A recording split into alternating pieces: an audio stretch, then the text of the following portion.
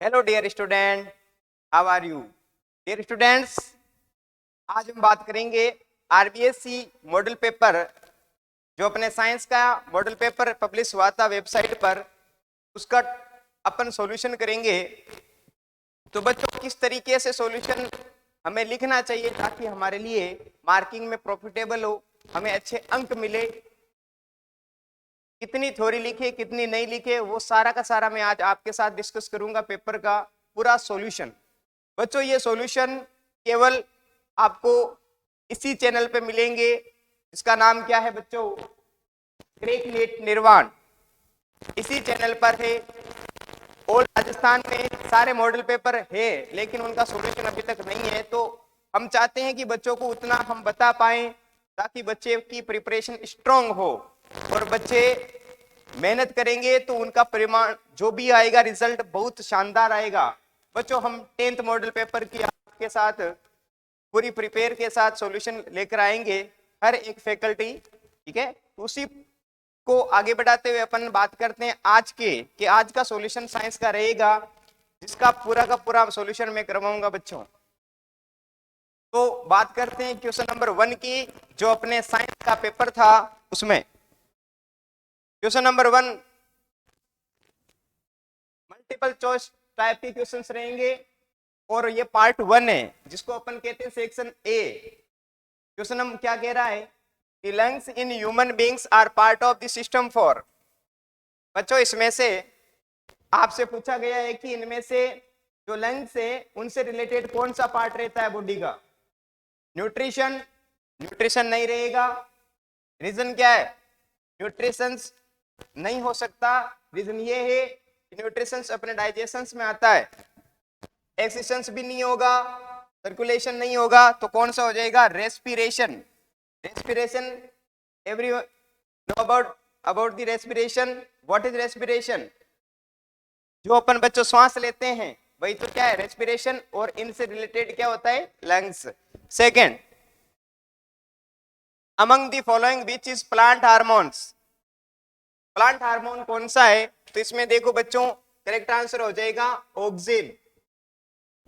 Second, which scientist is called the father of genetics? Everyone know, Mendel. Question number 4, which chemical used in photography? यहाँ chemical use जो photography होती है उसमें कौन सा होता है? तो silver bromide. Silver bromide, A is correct. Question number 5, which is the chemical formula of plaster of Paris? बच्चों, यहां पर कौन सा फॉर्मूला पूछा है? प्लास्टर ऑफ पेरिस, पीओपी का।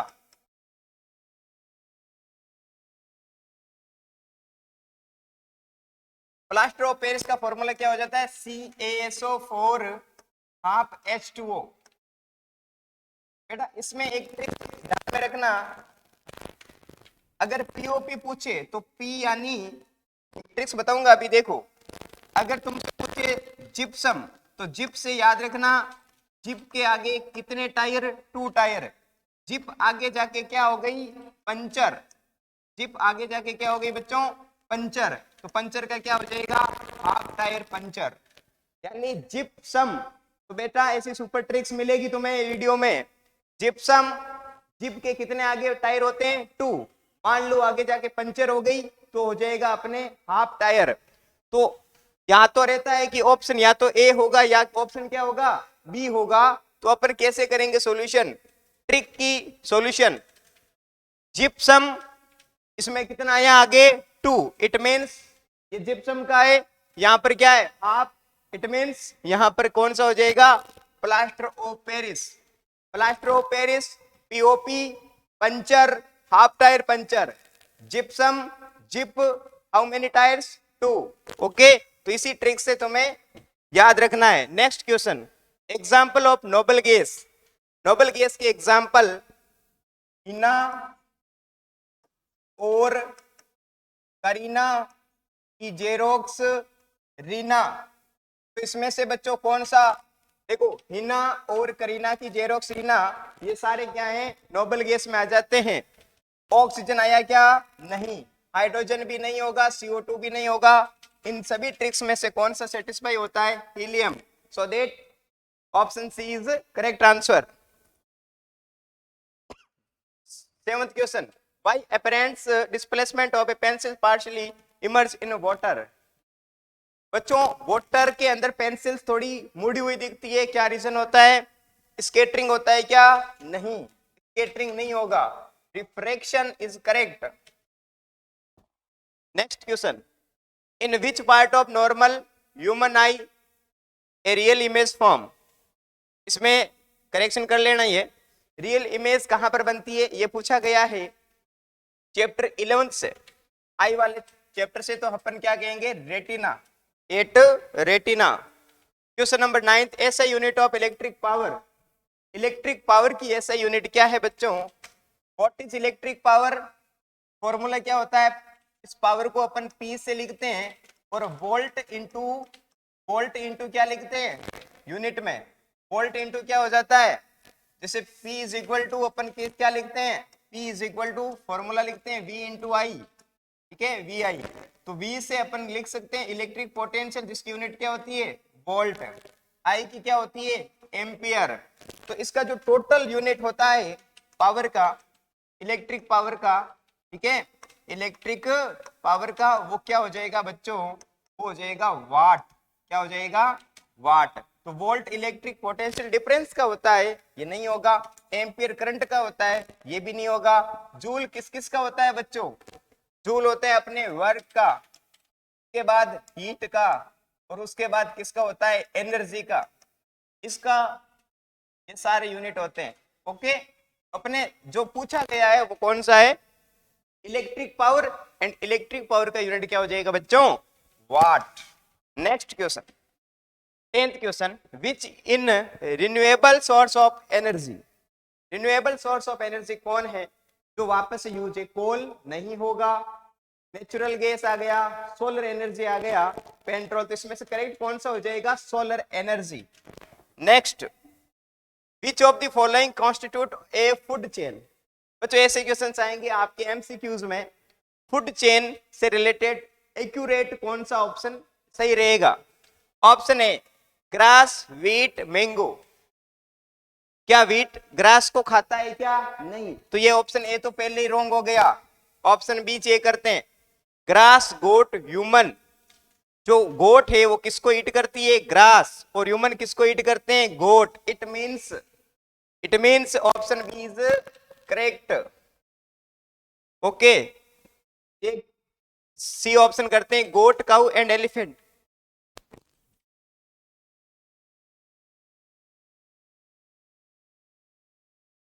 Next, Tehri dam is built on. Correct answer हो जाता है रिवर। कौन सी? गंगा रिवर पर आपके टीरी डैम बनाया गया है। इस चैप्टर में एक आता है अपने सरदार सरोवर डैम। सरदार सरोवर डैम वो तो है अपने नर्मदा नदी पे। कौन सी? नर्मदा रिवर पे। लेकिन अगर देखो, रिवर नर्मदा ये होता है सरदार सरोवर डैम, ठीक है। तो यहां पर इसका आंसर क्या हो जाता है? टिहरी डैम। टिहरी डैम का करेक्ट आंसर हो जाता है river Ganga. Question number 2, dear student, question number 2, fulfil the blank spaces. यहाँ पे जो खाली जगह है उनको अपन को फिल करनी है। ऐसे कितने क्वेश्चन है? 6। और ईच एंड एवरी स्पेस जो भी है तुम्हें फिल करना, उसका आंसर का जो भी मार्किंग है वो कितनी है? 1। तो 6 मल्टीपल विथ 1, 6 खाली जगह में एक एक नंबर के क्वेश्चंस मिलेंगे। तो देखो बच्चों, फर्स्ट क्वेश्चन क्या है? Compounds containing carbon carbon single bond are called alkane. बच्चों क्या कहलाता है? एल्केन। क्या कहलाएगा? एल्केन। मीन्स इसका अगर देखो इसके सॉल्यूशन और से, अगर कार्बन कार्बन के बीच में सिंगल बॉन्ड है एल्केन, सी और सी यानी कार्बन कार्बन के बीच में डबल बॉन्ड है तो क्या कहलाता है? एल्कीन। और इसको अपन क्या कहते हैं? Alkane. When triple bond between carbon and carbon then known as alkyne. Okay, यहां पर हम अपन से क्या पूछा गया? Single bond between carbon and carbon, तो क्या लिखेंगे? Alkane. Second, maximum number of electrons found in a shell of atom depends on the formula. एक फॉर्मूला बताओ जहां पे मैक्सिमम इलेक्ट्रॉन्स हम सेल में फाइंड कर सकते हैं। देखो बच्चों, इसका फॉर्मूला हो जाएगा 2n स्क्वायर। क्या हो जाएगा? 2n square. कैसे बच्चों? अपन को पता है कि अपन ने सेल पढ़ा था k, फिर आता है l, फिर आता है m, फिर आता है n। तो रटा रटाया तुम कहते हो कि सर k में 2 और उसके बाद में 8, फिर 18 और फिर आता है 32। 2 8 18 32 ये कैसे आया बच्चों? यानी कि यहाँ पर अगर n की बात करेंगे k में तो n की वैल्यू कितनी हो गई? 1। n के अंदर बात करेंगे तो n की वैल्यू कितनी हो गई? 2। तो आप बताओ यहाँ पर हम जैसे l के k की बात करेंगे तो k में n की वैल्यू कितनी हुई? 1। तो 2n स्क्वायर के अकॉर्डिंग हम 2 और n की जगह 1 का स्क्वायर करेंगे तो वैल्यू कितनी आ गई? 2। n के अंदर बात करो तो 2 इंटू 2 का स्क्वायर, 2 इंटू 4 क्या वैल्यू आई? 8। सो देट यहाँ पर क्या आ गया? 8। अगेन कितना आ जाता है? 18। तो फॉर्मूला क्या है? 2n square is correct. The gap between two neurons is called synapse कहलाता है। क्या कहलाता है बच्चों? साइनेप्स। क्या कहलाता है? साइनेप्स। याद रखना, दो न्यूरॉन के बीच का गैप है उसको अपन क्या कहते हैं? Synapse. Next question, write name of A and be in this equation. बच्चों ये इक्वेशन आपको पता है चैप्टर 6 से है, जो अपने फोटोसिंथेसिस इक्वेशन थी उसमें ये दे रखी थी।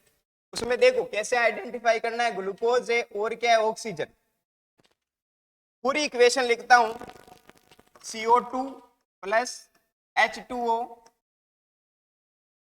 ए एंड बी तो यहां पर अपने था सनलाइट और एक था क्लोरोफिल, क्लोरोफिल। और यहां पर C6H12O6 with oxygen and H2O। पूरी इक्वेशन कंप्लीट। तो इसमें आपको पता है यहां पर 6 है, यहां पर 12 है, तो ए और बी क्या होगा? एरो के अपर एंड डाउन पे क्या लिखा है? Sunlight and chlorophyll. तो अपना आंसर हो जाएगा A is sunlight and B is chlorophyll. Okay. But बच्चों इसी इक्वेशन को ट्रिक से कैसे समझे, मैं आपको बताऊंगा एक ट्रिक्स जो बैलेंस इक्वेशन करने के लिए भी वर्किंग करेगी। इक्वेशन को बैलेंस करने को भी आपको कहा जा सकता है कि बैलेंस करो, तो भी वो ट्रिक्स काम में आएगी। बच्चों आपको क्या करना है? इस इक्वेशन में क्रिकेट मैच खेलना है। कैसे? सर ये ट्रिक्स है। देखो फर्स्ट गेंद पे आपको लगाना है 6, दूसरी गेंद पे लगाना है आपको 6, तीसरी बॉल जाएगी डॉट बॉल, तीसरी बॉल क्या हो जाएगी? Dot ball. फोर्थ बॉल में क्या? 6 एंड फिफ्थ में भी क्या लगा दोगे? 6। सर कैसे? बच्चों देखो यहाँ पर CO2 है तो यहाँ सबसे पहले अपन क्या लगाएंगे? 6। पहली बॉल में 6, दूसरी बॉल में क्या लग जाएगा? 6 के साथ 6। तो यहाँ पर अपन क्या कर देते हैं, एक ये फर्स्ट थी, ये सेकंड बॉल, सेकंड बॉल में क्या लग जाएगा? 12 रन। अपन मानेंगे कि फर्स्ट गेंद में 6 रन, दूसरी गेंद में 12 रन, यानी 12। तो यहाँ पर लगा दो 12। उसके बाद यहाँ पर डॉट बॉल यानी कुछ नहीं लगाना, फोर्थ। तो first second third ball dot ball, fourth में वापस क्या लगा देंगे? 6 और फिफ्थ बॉल में भी क्या? 6। तो ऐसी ट्रिक से ये बैलेंस इक्वेशन क्या हो जाएगी? अपनी बैलेंस हो जाएगी बच्चों। तो इसी तरीके से मिनिमम टाइप में कैसे अपन याद करें चीजों को, इसलिए यहाँ ट्रिक्स मैंने पूरी बताई। हालांकि इस क्वेश्चन का आंसर क्या हो जाएगा? A is sunlight and B is chlorophyll. But आपको ऐसा भी दे सकते हैं कि बैलेंस करो इक्वेशन को, ये इक्वेशन को बनाना बताओ कैसे बनाते हैं। तो 6 12 है, यानी पहली गेंद 6 रन, दूसरी बॉल 12 रन, तीसरी dot ball, fourth 6, fifth 6, match win हो गया। इट मींस जो भी इक्वेशन थी वो बच्चों क्या हो गई? बैलेंस हो गई। Next question, this symbol used component is above diagram. यहाँ पर जो डायग्राम दे रखा है उस सिंबल को अपन क्या कहेंगे? तो इसी में भी ट्रिक्स है। ये आपको पता है टी है, ये क्या है टी। इस टी को थोड़ा अपन घुमा देते, ये घुमा दिया, ये क्या बच्चों टी बन गया। टी के पास में एक और टी है जो साइज में क्या है थोड़ा स्मॉल साइज है। बड़ा वाला को पॉजिटिव, छोटे वाले को क्या देंगे नेगेटिव, यानी कैपिटल टी पॉजिटिव है कैपिटल टी, लेकिन साइज के अकॉर्डिंग उससे छोटा है तो अपन क्या बोलेंगे नेगेटिव। तो पॉजिटिव एंड क्या हो गया नेगेटिव। ओके, तो ये तो होता है अपने सेल, ये क्या होता है अपने सेल। लेकिन दूसरी बात, अगर आपको पूछ ले पॉजिटिव नेगेटिव, ये क्या होता है बच्चों, ये होता है battery. The combination of cell is known as battery, and positive negative terminal का अगर कॉम्बिनेशन है तो क्या बोलेंगे cell. So that this is cell. Next question number 6, an electric generator convert mechanical energy to electric energy. यहां पर क्या लिख देंगे इलेक्ट्रिक एनर्जी। बच्चों इस मॉडल पेपर में अगर ये आया तो हो सकता है अपने बोर्ड में कैसे आ जाए, अगर इसकी जगह वो चेंज करना चाहते हैं तो कैसे कर सकते हैं, यहाँ जनरेटर की जगह वो मोटर लिख सकते हैं, जनरेटर की जगह क्या लिख सकते हैं मोटर, और मोटर क्या करती है इसका जस्ट ऑपोजिट है, electric energy convert into mechanical energy. ठीक है, electric energy convert into mechanical energy. Question जैसा था, जनरेटर क्या करता है मैकेनिकल एनर्जी को किस में कन्वर्ट करता है इलेक्ट्रिकल में। तो हो सकता है मोटर का पूछ ले तो मोटर के जवाब में क्या होगा इलेक्ट्रिक एनर्जी को किस में करेगा मैकेनिकल एनर्जी में। ठीक है, next question number 3, very short answer type question है। What do you mean by precipitation reaction. बच्चों ऐसे क्वेश्चन कितने मिलेंगे 12 पे। तो जैसे क्वेश्चन नंबर यहाँ पे फर्स्ट है, what is mean by precipitation reaction. बेटा प्रिसिपिटेशन रिएक्शन क्या है, जिसको अपन नॉर्मल में पीपीटी भी कह सकते हैं। जैसे आपने सोल्ट को डिसोल्व किया वाटर के साथ और उसकी कुछ इंप्योरिटीज है वो कहाँ रह गई उसके तल में रह गई। जो भी आपने बिकर लिया था उसके अगर पेंदे में या तल में कुछ इनसोल्यूबल जो भी चीज है वो अगर रह जाती है तो उसको अपन क्या बोलेंगे precipitation. Okay, second question, right the value of pH of neutral solution. बेटा न्यूट्रल सॉल्यूशन का क्या हो जाता है पीएच सबको पता है कितना हो जाता है 7, क्या होता है 7। और प्रिसिपिटेशन में आपको पता है कि अगर इसमें आपने कुछ घोटा इनसोल्यूबल पोर्शन रहा इसमें अपन ने कह दिया इनसोल्यूबल, अगर इनसोल्यूबल इन वाटर कोई भी सब्सटेंस रहता है तो ये क्या कहलाता है प्रिसिपिटेशन। जैसे कि सोल्ट अगर नहीं घुलता है तो उस केस में क्या हो जाता है precipitation. Right the value of pH of neutral solution, तो इसका वैल्यू कितना होता है 7। फिर right two example of alloy. Alloy के 2 एग्जांपल में बच्चों आपको पता है, एक अपन लिख सकते हैं नाइक्रोम, क्या लिख सकते हैं नाइक्रोम वायर, और दूसरा क्या हो जाता है दूसरा हो जाता है ब्रास। क्या हो जाता है बच्चों brass. Next, draw a electron dot structure of methane. बच्चों मेथेन का इलेक्ट्रॉन डॉट स्ट्रक्चर बताना है, कैसे हम बता पाते हैं। देखो बहुत इजी है बच्चों, कार्बन यहाँ पर बता देना है आपको, और आपको पता है कि एक रूल होता है octet rule. Octet rule number of highest electron 8, या फिर वो सेल पूरा कंप्लीटली इलेक्ट्रॉन से फुलफिल हो, 2 ही होते हैं। तो इसमें बच्चों अपन को पता है कार्बन का जो इलेक्ट्रॉन्स होते हैं वो मैक्सिमम कितने होने चाहिए ऑक्टेट रूल के अकॉर्डिंग 8। तो अपन क्या करते हैं देखो 1 2 3 4, वैलेंसी ऑफ कार्बन 4, इसके जस्ट सामने ऐसे बढ़ा देते हैं ये, इससे क्या हो जाता है ये सामने अपन ने इसके सामने क्या लिख दिए डॉट। ये काउंट करो कितने हो गए 1 2 3 4 5 6 7 8। ठीक है, फिर इसको ऐसे करना है, यहाँ पर लग देंगे H हाइड्रोजन, और इधर से ये क्या हो जाएगा वापस से हाइड्रोजन, और अगेन क्या हो जाएगा हाइड्रोजन, और इधर से क्या हो जाएगा हाइड्रोजन। तो इस तरीके से ये हम स्ट्रक्चर बना लेंगे किसका मेथेन का।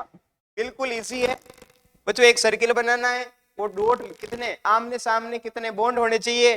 देखो इसका रियलिटी में तो ऐसे होता है, आपको पता है ना, ये इस तरीके से 1 2 3 4, तो ये जो है ना इसी को ही अपन ने ऐसे किया है, ठीक है, इसको ही अपन ने ऐसे किया है और फिर क्या कर देंगे, एक ऐसे सर्किल कर देंगे। तो इसमें जो ये बॉन्ड कॉमन आ रहे हैं यहाँ पर क्या है, सभी जगह क्या है बच्चों, डॉट है, सभी जगह क्या है, डॉट, जैसा कि यहाँ पर ये करेक्ट है, इसमें सभी जगह पे डॉट या स्टार से तुम बना सकते हो, डॉट या स्टार से। अगर डॉट से बना रहे हो तो भी अच्छी बात है। 1 2 3 4 5 6 7 8, इस पूरे सर्किल में कितने इलेक्ट्रॉन, 8। फिर हाइड्रोजन के अंदर क्या है, 2, तो हाइड्रोजन के एक अलग सेपरेशन में क्या आ गया, 1 and 2 2। ओके, फिर fifth, give one limitations of Mendeleev's of periodic table. बच्चों यहाँ पर चैप्टर 5 केमिस्ट्री का चैप्टर 5 जो अपने हैं की लिमिटेशन लिखना है मेंडलीव्स की पीरियोडिक टेबल की, तो उसकी लिमिटेशंस में हम एक लिख देंगे। वैसे तो बहुत सारी है, 2 3 है, लेकिन पूछिए आपसे एक है तो आप बच्चों एक ही लिखोगे। यानी कि हाइड्रोजन की जो पोजीशन है, हाइड्रोजन की जो पोजीशन है वो पोजीशन ये नहीं बता पाया, हाइड्रोजन की पोजीशन ये नहीं बता पाया। No any information about the places of hydrogen, okay, या फिर उसकी पोजीशन है उसके बारे में वो नहीं बता पाया कि हाइड्रोजन को फ्लोरीन के साथ रखना है या फर्स्ट ग्रुप के साथ रखना है, जिसकी ट्रिक्स क्या होती है, हलीना की रब से फरियाद, और फ्लोरीन की क्या होती है, फिर कल बाहर आई अंटी। चलो, तो इसमें इस तरीके से आपको जवाब देने, अगर बच्चों इसमें दो टेक्सचर पूछा तो यही बताया, और एक लिमिटेशन पूछे तो एक ही बतानी है कि मेंडलीव ने हाइड्रोजन को के बारे में कुछ बता नहीं पाया। It means no any information about hydrogen, ठीक है। और नोबल गैस, नोबल गैस,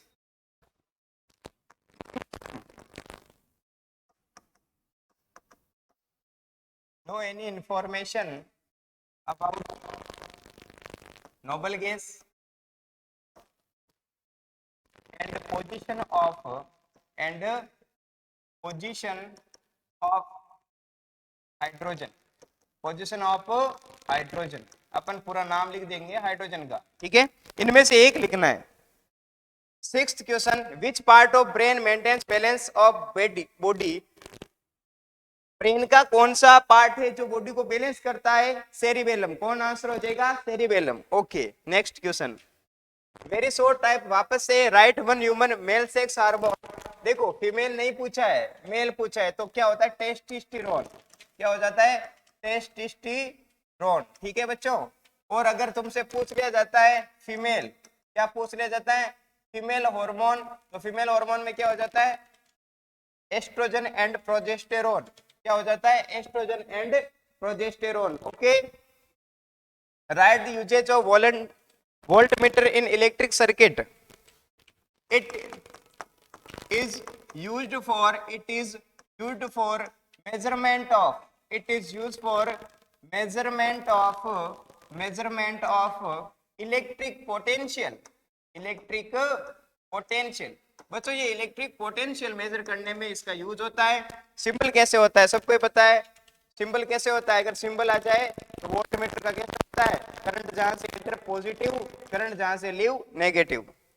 और हाँ, वोल्टमीटर सर्किट के साथ कैसे कंबाइन होता है, पैरेलल कॉम्बिनेशन में। एमीटर किसमें होता है, सीरीज कॉम्बिनेशन में। Next question, draw a magnetic field lines around a bar magnet. बच्चों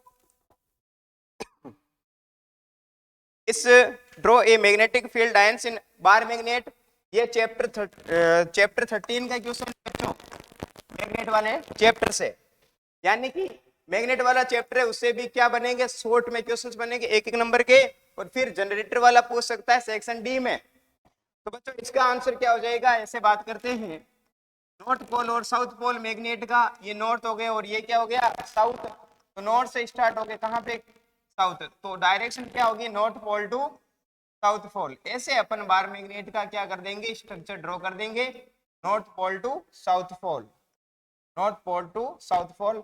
अगर ऐसे ये जा रही है, इसका मीन से यहाँ से नॉर्थ से जो मैग्नेटिक फील्ड लाइन से वो जा रही है, और कहाँ पर आ रही है बच्चों, साउथ पे, कहाँ पे आ रही है, साउथ पे।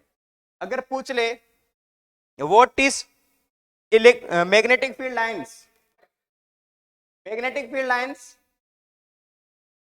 इमेजिनरी लाइंस जो कि किसको डिनोट करती है, मैग्नेटिक फील्ड को, यानी मैग्नेटिक फील्ड को जो इमेजिनरी लाइंस ड्रॉ की जाती है किसको रिप्रेजेंट करने के लिए, मैग्नेटिक फील्ड को रिप्रेजेंट करने के लिए, तो वो क्या हो जाएगा, मैग्नेटिक फील्ड लाइंस। लेकिन आपको पूछा है कि डायग्राम बनाओ, उसी के अकॉर्डिंग अपन डायग्राम।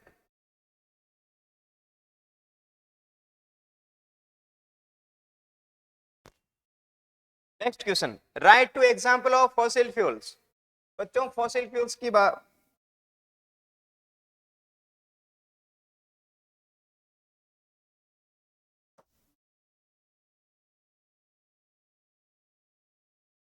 बच्चों पूछा है write two example of fossil fuels, तो फॉसिल फ्यूल्स में क्या आ जाएगा, coal and petroleum, coal and petroleum. The correct answer is coal and petroleum. Okay, ये 10th भी हो जाएगा। 11th, given a advantage of ozone layer. Ozone layer का एडवांटेज बताना है बच्चों, ओजोन लेयर का एडवांटेज, डिसएडवांटेज नहीं बताना यहाँ। तो ओजोन लेयर प्रोटेक्ट करती है किसको, अल्ट्रावायलेट रे को आने से, सन से जो अल्ट्रावायलेट रे आती है उसको हमारे एनवायरनमेंट में फैलने से बचाती है, कौन, ओजोन लेयर। और इसके कारण होता कौन सा डिजीज है, तो कैंसर होता है। और वो कैंसर कौन सा होता है बच्चों, स्किन कैंसर। ठीक है। 12th question, in Fleming's left hand rule thumb indicate which direction. Fleming left hand rule में थंब क्या बताता है, तो वो बच्चों फोर्स बताता है। क्या बताता है, फोर्स या फिर मोशन, या फिर क्या बताता है, motion. Next question, state two way to prevent the rusting of iron. बच्चों rusting of iron, everyone know about the rusting of iron. when the iron is contact with moisture, water vapor and extra, तो उसके contact में आता है तो क्या हो जाता है, उसका कलर चेंज हो जाता है, या उसकी सरफेस से कुछ क्या होता है कि उस पर कलरिंग आ जाती है ब्राउनिश, तो उसको अपन कहते हैं रस्टिंग। उसको कैसे बचाएं, तो रस्टिंग के कितने, वैसे तो आप 4-5 लिख सकते हो, लेकिन पेपर ने क्या पूछा है, पेपर में कितने वे पूछे, 2 way, so that here written 2 way. Okay, first painting, paint on iron articles, फिर सेकंड क्या कह सकते हैं, गैल्विनेशन, गैल्विनेशन भी होती है, यानी कि जब जिंक की पॉलिश कर दी जाती है आयरन ऑब्जेक्ट पे तो वो क्या हो जाता है, गैल्विनेशन। और रेड ऑक्साइड भी की जाती है। जब बच्चों आपको पता है रेड ऑक्साइड क्या होता है, जब आपके घर में कोई कूलर ले आते हैं तो कूलर के ऊपर यानी उसकी मेटेलिक सरफेस पे अपन क्या करते हैं, कलर करते हैं बच्चों, ताकि वो जैसे अपन पानी डालेंगे तो वो लीकेज ना हो। ठीक है, उसको प्रोटेक्ट करने के लिए हम क्या करते हैं, रेड ऑक्साइड की पॉलिश करते हैं। सो दैट इसी तरीके से आपको 2 यहां पर लिखना है। Right in 2 allotropes of carbon. 2 allotropes के नाम लिखने कार्बन के बच्चों। Allotropes, what is allotropes, carbon के क्रिस्टल एंड नॉन क्रिस्टल 2 तरह के एलोट्रॉप्स होते हैं, लेकिन इसने पूछा है तो अपन क्या लिख सकते हैं देखो कार्बन के एलोट्रॉप्स में आ जाता है क्रिस्टल, क्या आ जाता है, क्रिस्टल, एंड एक होता है नॉन क्रिस्टल। एक क्या होता है बच्चों, non crystal. Okay, crystal and non crystal. Crystal में क्या हो जाता है, डायमंड, क्या हो जाता है बच्चों, डायमंड। और एक हो जाता है फुलरेन, क्या हो जाता है, फुलरेन। और एक हो जाता है अपने ग्रेफाइट, क्या होता है, graphite, graphite. Okay, non crystal में आ जाता है अपने कोल, क्या हो जाते हैं, कोल एंड चारकोल जो भी है। लेकिन जितना पूछा है तो क्रिस्टल में अपने पूछा है क्या, अगर इसने पूछा है 2 एलोट्रॉप्स के नाम लिखने तो हमने लिखा भाई क्रिस्टल और नॉन क्रिस्टल। और अगर वो पूछता है कि क्रिस्टल कौन से होते हैं, डायमंड, फुलरेन और ग्रेफाइट। ओके, इस तरीके से। Next, draw A level diagram of formation of micelles. बच्चों मिसेल का फॉर्मेशन कैसे होता है, मिसेल कौन से टॉपिक से, चैप्टर 4 से। ये बच्चों क्वेश्चन अपने लिया गया है चैप्टर 4 से, कार्बन एंड इट्स कंपाउंड से। कहां से लिया गया है, कार्बन एंड इट्स कंपाउंड से लिया गया। बच्चों थोड़ा ध्यान रखना कि ये भी कितने नंबर का पूछा जाएगा, 2 मार्क्स में पूछा जाएगा ऐसे। ठीक है, कितने क्वेश्चन जो यानी ये काफी क्वेश्चन आएंगे जो 2-2 नंबर के होंगे, उनमें अपने चैप्टर 4 से आएगा एक क्वेश्चन। जैसे इसने पूछा है मॉडल पेपर में कि मिसेल फॉर्मेशन क्या है वो बताओ। तो मिसेल फॉर्मेशन आपको पता है, इस तरीके से डायग्राम में दे रखा है। यहाँ पर सर ये समझो कैसे होता है। तो देखो ये है, मान लो कोई भी ऑयल ड्रॉप है, ठीक है, और इसके आमने सामने आप डॉट बना दो। ऐसे बच्चों क्या बना दो, डॉट। इस डॉट को ऐसे जोड़ते जाओ, ऐसे अपन कनेक्ट कर रहे हैं, और इसके सामने जस्ट कनेक्ट कर रहे हैं इस तरीके से। बहुत इजी डायग्राम है बच्चों, जो बच्चों तुम्हारे लिए इजी पड़ता है उसमें ज्यादा टाइम नहीं दे रहा मैं, ठीक है। देखो फिर इसके सामने क्या करेंगे, एक डॉट लगा देंगे और इससे शुरू कर देंगे इस तरीके से। ये क्यों कर रहे हैं बच्चों, कारण क्या है, रीजन क्या है इसका। फिर यहाँ पर सर्किल बना दो, क्या बना दो, सर्किल। इस तरीके से आप यहाँ पे डॉट करके इधर भी लिख सकते हो, ओके, यहाँ पे, और जस्ट इसके सामने भी ऐसे डॉट लगा सकते हो आप। तो इस तरीके से ये जो बना हुआ है ये आयनिक पोर्शन होता है Na+ का, इधर भी हम लिखेंगे Na+, और ये हाइड्रोकार्बन चेन होती है। ये क्या होती है बच्चों, hydrocarbon chain, okay, hydrocarbon chain, ठीक है बच्चों। नेक्स्ट, तो इसमें देखो ध्यान रखना, ये हाइड्रोकार्बन चेन होती है। ये होती क्यों है, क्योंकि जैसे आपको मैंने कह दिया इसका नाम क्या है, व्हाट इज दिस, तो आप कहोगे सर ये तो M है। बच्चों ये केमिस्ट्री में M नहीं होता है, ये ऐसे होता है 1 2 3 4 5, यानी ये इसको अगर अपन सही में लिखेंगे तो ऐसे है ये 1 2 3 4 5, यानी कितने कार्बन मौजूद है, 5। सभी डॉट पर क्या है, कार्बन। तो सभी डॉट पे कार्बन है, इट मींस क्या हो गया, 5 कार्बन, इट मींस पेंटेन। तो इसी तरीके से यहाँ पर ये जो सभी जगह डॉट है ना, यहाँ सभी डॉट पर क्या उपस्थित है, कार्बन प्रेजेंट है बच्चों, और कार्बन है, इट मींस ये कार्बनिक चेन हो गई, क्या हो गई, कार्बनिक चेन, ठीक है। किसके टुवर्ड्स होती है, ऑयल ड्रॉपलेट की तरफ होती है, और बाहर की साइड में कौन होता है, ionic part, which is Na+, okay. Micelle structures का ये फोटो आपके सामने है, ठीक है बच्चों। इसी तरीके से आपको पता होना चाहिए कि ये ऐसा क्यों बनाते हैं, रीजन क्या है, क्योंकि हर एक डॉट पर क्या है, कार्बन। जैसे मान लो हम बात करते हैं ये कि सर इसको ऐसे बने हैं क्यों, इसलिए बने हैं बच्चों क्योंकि ये जो है ना, ये स्प्रिंग ऐसे जिग जिग, यहाँ पर कार्बन है 1 2 3 4 5 6 7, इस तरीके से 1 2 3 4 5 6 7। ये एटलीस्ट कितने रखने हैं, तो ध्यान रखना एटलीस्ट 15 रखने हैं। कितने रखने हैं, 15, 14 to 15 चल जाएगा, ठीक है। तो ऐसा बुक में अपने स्ट्रक्चर है, अच्छे से प्रैक्टिस करना। Question 7, the atomic radius decrease in moving from left to right in periodic table y।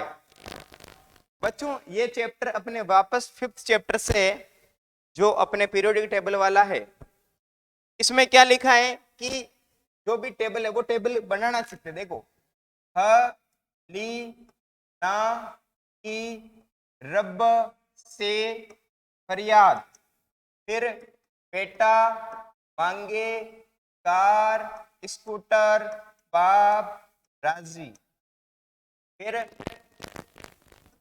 बैंगन आलू,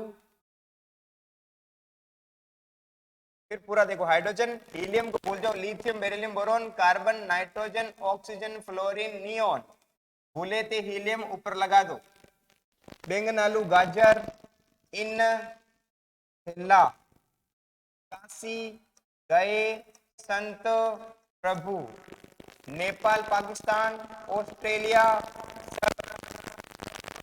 लिग, या ओल्ड स्टाइल से इपो, फिर कल ये जो है डब्बा हेलोजन, फिर कल बाहर आई आंटी, ये इंपॉर्टेंट नोबल गैस वाली जो भी क्वेश्चन आया था, इना और करीना की जेरोक्स रीना, इना और करीना की जेरोक्स रीना।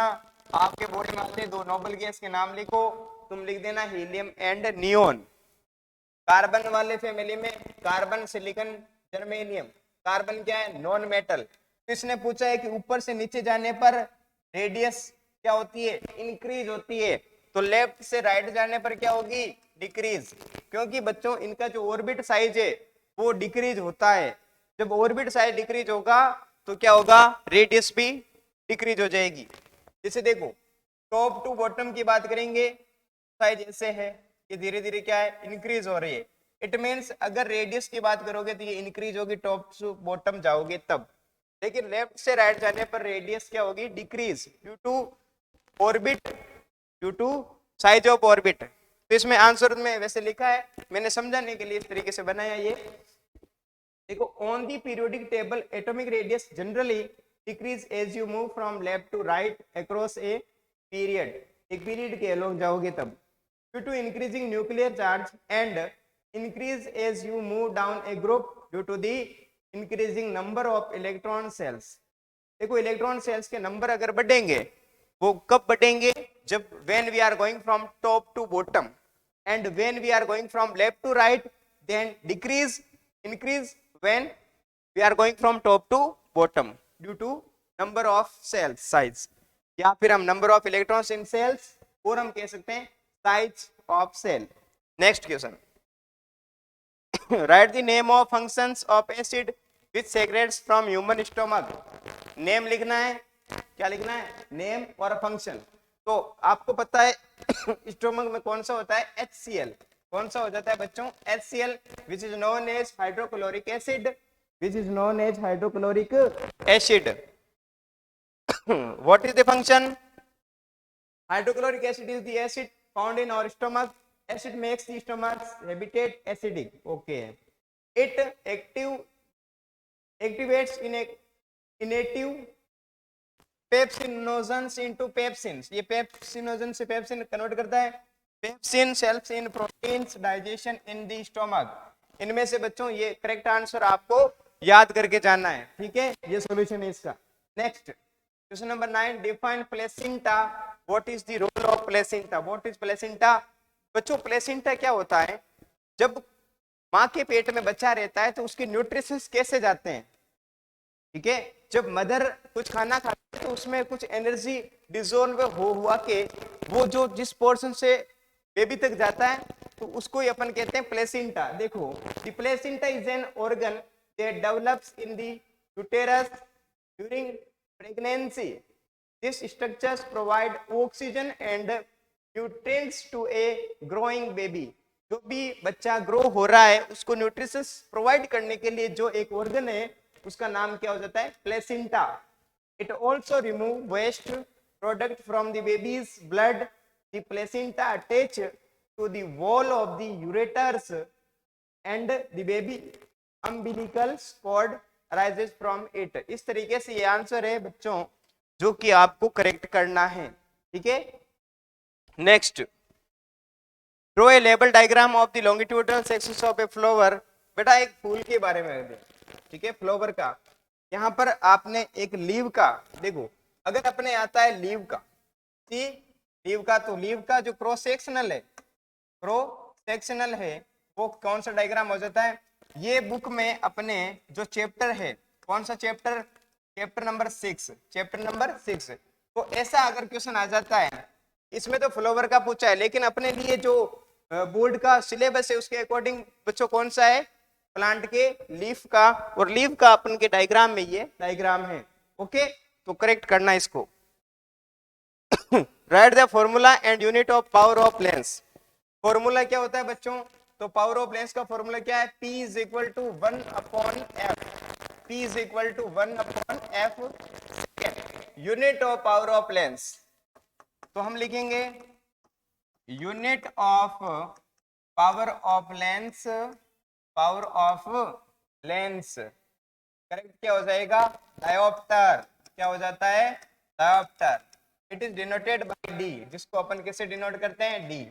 बच्चों इसमें ऐड करूंगा, अगर तुमसे पूछ ले कि कॉन्वेक्स में, देखो अगर यहाँ डी की वैल्यू पॉजिटिव आए, डी की वैल्यू प्लस डी है और एक है माइनस डी, प्लस डी है, इसका मतलब कौन सा लेंस लगेगा, कॉन्वेक्स लेंस, और माइनस डी इसमें इसका मीन्स क्या हो गया, कॉनकेव। क्या लगेगा, कॉनकेव। याद रखना, अगर आपका आंसर पॉजिटिव डी में आ रहा है तो कौन सा लेंस, कॉन्वेक्स, माइनस डी में आ रहा है तो क्या हो जाता है, concave.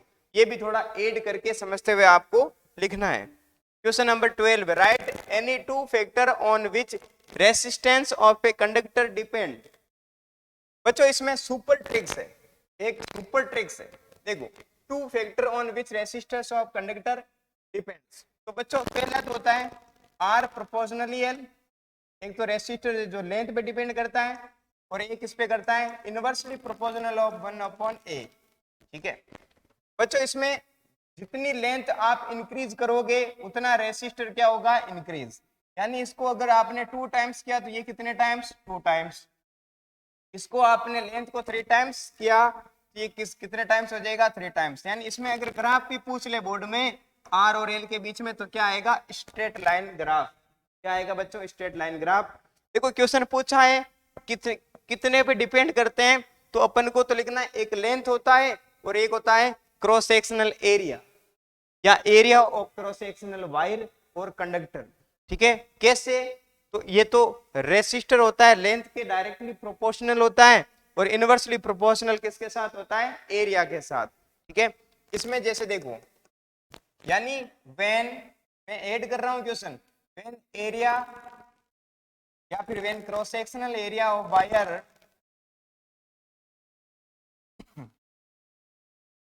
Area of wire, area of conductor लिख देते हैं, conductor is double, is double. इसको क्या कर दिया बच्चों, डबल कर दिया। अगर एरिया को डबल किया तो रेसिस्टर क्या हो जाता है, हाफ हो जाता है। क्या हो जाता है, हाफ। लेकिन यहाँ पर अगर लेंथ को आप डबल करोगे तो रेसिस्टर क्या हो जाएगा, डबल। यहाँ पर जस्ट रिवर्स है, उल्टा है। अगर आपको पेपर में कहता है कि एरिया को 1/2 कर दिया तो इसको क्या हो जाएगा, डबल।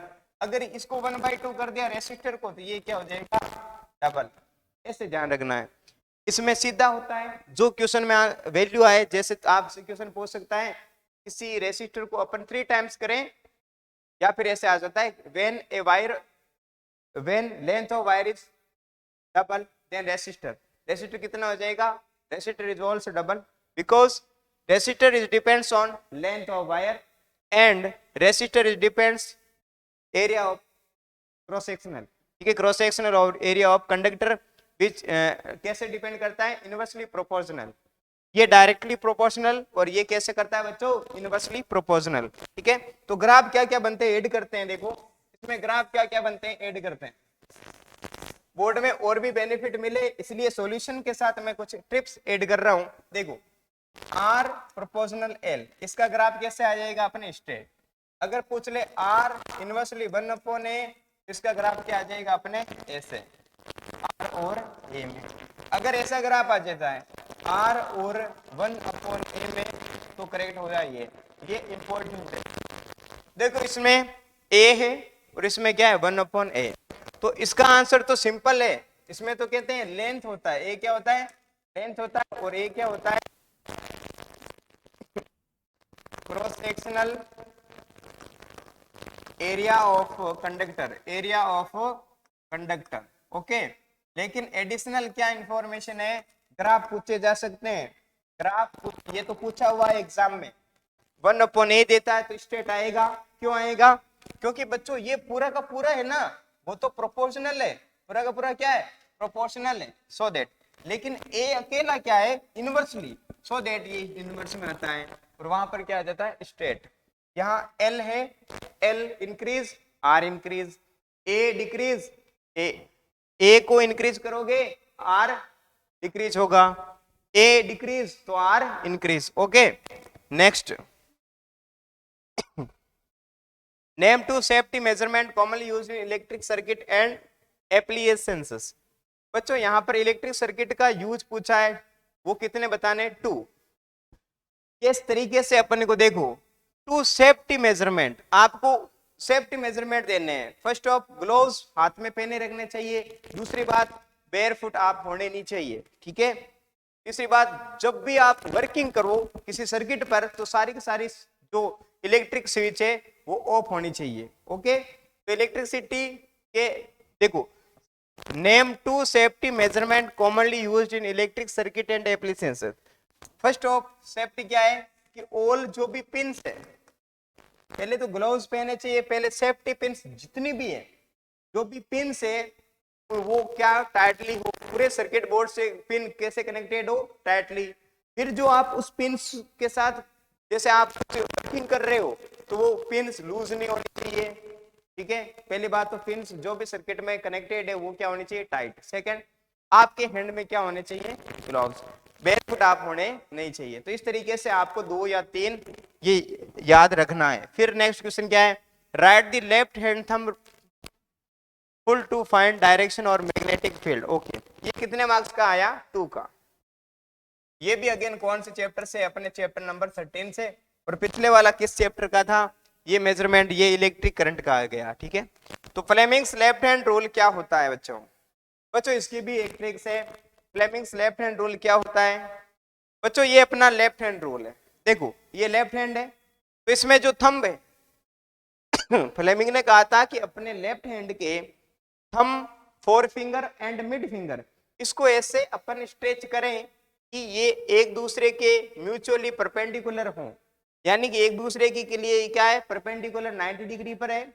तो फर्स्ट तो होता है थ्रस्ट, जिसमें अपन फोर्स कह सकते हैं, क्या बोल सकते हैं, फोर्स।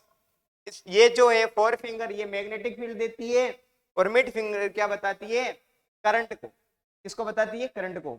तो आपको ऐसे याद रखना, जो थंब है वो father, four finger mother and mid finger child. Father, mother, child. Father means force, जैसे यहां पर लिखा है थ्रस्ट और मोशन, या फिर इसको अपन क्या लिख सकते हैं, force, magnetic field. Father, mother, mother means magnetic field. C for child, C for current. F for father, F for force. M for mother, M for magnetic field. C for child, C for current. So that F M C, father mother child, ये tricks हो गई। यानी कि इसकी statement क्या होगा, Fleming's left hand rule states that if we arrange और thumbs forefinger, देखो हम four finger and mid finger को ऐसे अरेंज करें कि वो म्यूचुअली क्या हो, परपेंडिकुलर हो, तब जो थंब है वो तो क्या बताता है, डायरेक्शन ऑफ फोर्स, और मिड जो फोर फिंगर है वो direction of magnetic field, and mid finger क्या बताती है, डायरेक्शन ऑफ करंट। जैसे अगर आपसे ऐसे बनाना है, ठीक है, ये करेक्ट आंसर हो जाता है। तो स्टेटमेंट है आपके सामने लिखा हुआ है आप इसको क्या कर सकते हो, What will be the resultant resistance in the given electric circuit? ये आपके सामने जो गिवन इलेक्ट्रिक सर्किट है इसका रेसिस्टर क्या होगा। तो देखो बच्चों, अपन को पता है कि सॉल्यूशन में क्या लिखेंगे, गिवन क्या क्या है बच्चों, गिवन क्या है, गिवन में देखो गिवन है R1 की वैल्यू कितनी है, 2 ओम, और R2 की वैल्यू कितनी है, अगेन 2 ओम। ये किस कॉम्बिनेशन में है, सीरीज कॉम्बिनेशन में। तो फॉर्मूला क्या होता है सीरीज का, R series equal to R1 plus R2। तो हम RS में क्या लिख सकते हैं सीरीज में, 2 + 2, इट मीन्स कितने ओम, 4 ओम। तो R रिजल्टेंट है, RS जो है उसकी वैल्यू कितनी आई बच्चों, 4 ओम इज करेक्ट आंसर। बच्चों ओम यानी यूनिट है, वो थोड़ा ध्यान में रखना। रेसिस्टर की क्या होती है, ओम, और रेसिस्टिविटी की क्या होती है, ओम मीटर। ओके चलो नेक्स्ट, इसमें यही पूछा इलेक्ट्रिक सर्किट का रिजल्टेंट रेसिस्टेंस क्या है, 4 ohm, 2 and 2 4 ohm. Next question number 16, define the renewable and non renewable. तो रिन्यूएबल और नॉन रिन्यूएबल का डेफिनेशन यहाँ पे है। देखो, the resources which can not be exhausted even after continuous utilisations are terms renewable resources. यानी कि जो चीजें आप वापस से यूज कर पा रहे हो वो रिन्यूएबल, और वापस जैसे मान लो आपकी बाइक में आपने पेट्रोल भरवाया 100 रुपए का, क्या आप उसके साइलेंसर से पाइप टंकी तक जोड़ के आप वो वापस पेट्रोल बना सकते हो, क्या नहीं बना सकते। तो वो नॉन रिन्यूएबल में हो गया। अगर बना पाओगे तो क्या हो गया, रिन्यूएबल। कैसे, देखो एग्जाम्पल में सनलाइट आती है, विंड भी है, और टाइडल एनर्जी, ठीक है। और इसका एग्जाम्पल क्या होगा, fossil fuel such as coal and petroleum extra. तो इस तरीके से ये कुछ होते हैं रिन्यूएबल और नॉन रिन्यूएबल। इजी क्वेश्चन है ये, क्वेश्चन आप एसएसटी में भी पढ़ते हो, किसमें पढ़ते हो, एसएसटी में भी। चलो question number 17, what is done to prevent rancidity in food containing fats.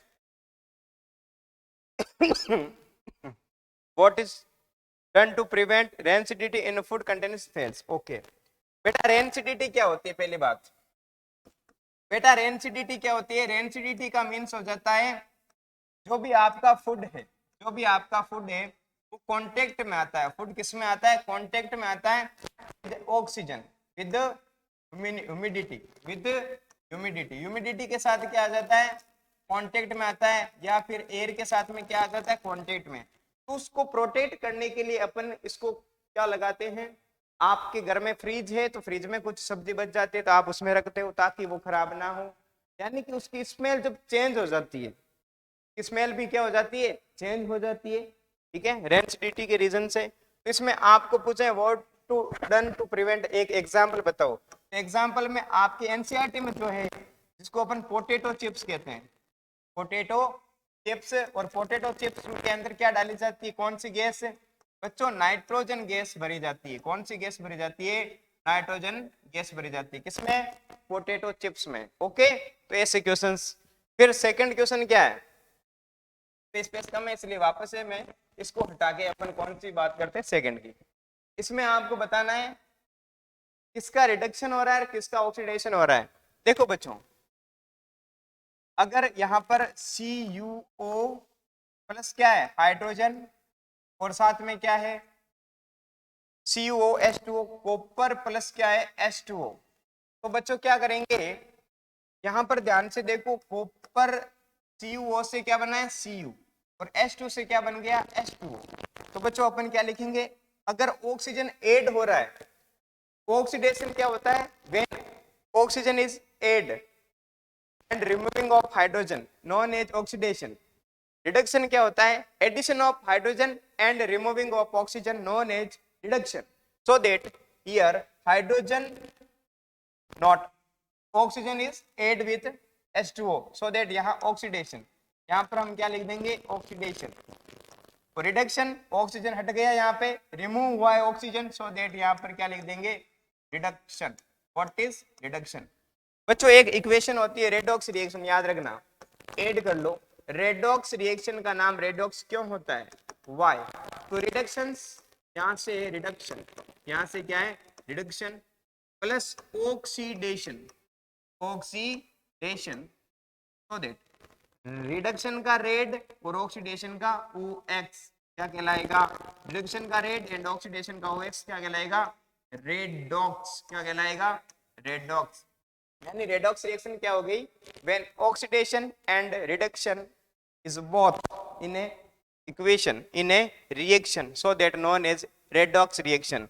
Here CuO to form copper, copper oxide से क्या फॉर्म हो रहा है? Copper. It means reduction and addition of oxygen H2 from H2O, so that oxidation. Okay, next question. Question number 18. Write the name and function of hormones secreted by pancreas glands. Write the name of disease due to its deficiency. Due to deficiency. Disease due to its deficiency. Okay. तो pancreas क्या है? तो इसका answer आपके सामने लिखा है। देखो नंबरिंग देखो यहाँ पे 1 + 1 + 1। राइट द नेम, नेम का क्या हो गया? 1 मार्क्स मिल गया। फंक्शन का क्या मिल गया? वापस से 1 मार्क्स। और फिर आपसे पूछा है कि डिजीज, डिजीज का मिल गया 1 मार्क्स। तो तीनों को सेपरेट करके एक एक नंबर से पूछे जाने वाले क्वेश्चंस इस टाइप से आते हैं। ठीक है, तो pancreas secrets pancreatic juice which contains enzyme like trypsin for digesting proteins and lipase for breaking down emulsified fats। जो भी emulsified fat होते हैं उनको ब्रेक डाउन करने में जो भी एंजाइम यूज किए जाते हैं उनको बनाने में इसका यूज होता है। फिर diabetes is caused due to the deficiency of this hormone in the body for which the blood sugar level rises. जब हमारी बॉडी में शुगर लेवल राइजेस होता है तो कौन सी डिजीज होती है? डायबिटीज। उसमें भी एक हो जाता है। ठीक है, next question, question number 19। Question number 19 में बच्चों क्या है? Explain sex determination in human and draw a रे डायग्राम। तो इसका जस्ट आंसर आपको पता होता है। इसमें आपसे पूछा है कि sex determination in human and draw a रे डायग्राम। रे डायग्राम ये रहा अपने, ठीक है। इसको कैसे करना है सॉल्यूशन, आपको पता है कि जो मेल और फीमेल है, तो मेल में क्या होता है और फीमेल में हम लिखते हैं क्रोमोसोम्स या जीन्स एक्स एंड एक्स, और इसमें फादर मेल में क्या लिखते हैं एक्स एंड वाई। तो यहां से बच्चों क्या है कि sex is determined by genetics inheritance in human beings, okay. Next, gene inherited from parent determine whether the offsprings, यहाँ पे एक वर्ड से ऑफस्प्रिंग्स, बेटो ऑफस्प्रिंग्स क्या होती है, ये होती है अपने न्यू जनरेशन, जिसको हम हिंदी में कहते हैं संतान, ओके। विल बी गर्ल, वो आने वाली जो है लड़की हो सकती है या लड़का। तो इस तरीके से हम डिटरमाइन करते हैं there are two sex chromosomes in human beings X and Y chromosomes. Human के क्रोमोसोम्स कितने होते हैं, दो, नाम क्या, X and Y, X female and Y for male. Contains X Y chromosomes, it means अगर देखो एक तो होता है एक्स एक्स और एक होता है एक्स वाई, देखो जैसे यहाँ स्लाइड में है एक्स एक्स मीन्स क्या हो जाता है फीमेल, एक्स एक्स वापस फीमेल हो गया, यानी 50% probability of the female child, दोनों को मिला के। लेकिन यहाँ पर क्या है एक्स वाई फीमेल, यानी कि जहां जहां वाई है ना वहां पर हम कह सकते हैं कि जो भी होगा वो मेल चाइल्ड हो सकता है, जो भी बेबी है वो क्या हो सकता है, बॉय हो सकता है। क्या हो सकता है बच्चों, बॉय। तो रेस्पॉन्सिबिलिटी किसकी है कि आने वाला ऑफस्प्रिंग्स गर्ल चाइल्ड है या फिर बॉय चाइल्ड है। तो हम क्या बता सकते हैं, अगर एक्स क्रोमोसोम से एक्स के साथ तो है गर्ल, और एक्स वाई का कॉम्बिनेशन है तो क्या हो जाएगा, क्या हो जाएगा, बॉय, ओके। तो इस तरीके से याद रखना, इसकी सॉल्यूशंस आपके सामने है, ओके। तो ये आप स्क्रीनशॉट लो या वीडियो पॉज करके आप बच्चों क्या करो, इसको देखते रहो, ठीक है, आप नोट कर सकते हो, ओके। चलो स्क्रीनशॉट ले सकते हो आप, ठीक है। Next question, question number 20, which lens use for remove far sightedness defect on vision, this defect can be corrected by using a convex lens। कौन सा लेंस है आया, convex lens of the appropriate power. बच्चों एक होता है फार, एक होता है नियर। जब फार की बात आई तो कौन सा लेंस आया, कॉन्वेक्स, और नियर पॉइंट की बात आई जाएगी तो क्या हो जाएगा, कॉनकेव। तो लेंस के यूज और उनके डिजीज देखो, चैप्टर 11 जो आपके डिजीज वाली है, चैप्टर 11 कौन सी, अपने डिजीज, जैसे कुछ करेक्शन है आई का डायग्राम है, आई की करेक्शन से इमेज कहां पर बनती है, रेटिना पर, आइरिस क्या होता है, प्यूपिल क्या होता है। तो इसके छोटे छोटे जो डेफिनेशन है ना वो बोर्ड में बारीकी से पूछी जाती है बच्चों, ठीक है। जैसा कि यहाँ पर पूछ लिया कि ये जो लेंस है कौन सा यूज किया जाता है for the far sightedness defect of vision. Far sightedness यानी जो आपको फार से तो दिखता है लेकिन पास से नहीं दिखता, ठीक है। इसमें नियर होता है, नियर यानी नियर का आपको विजिबल हो रहा है क्लियरली, लेकिन फार का विजिबल नहीं हो रहा है, इट मींस ये कौन सा हो जाता है, नियर साइटेडनेस, ठीक है। और फार का में क्या हो जाता है, फार का तो होता है लेकिन पास का दिखाई नहीं देता।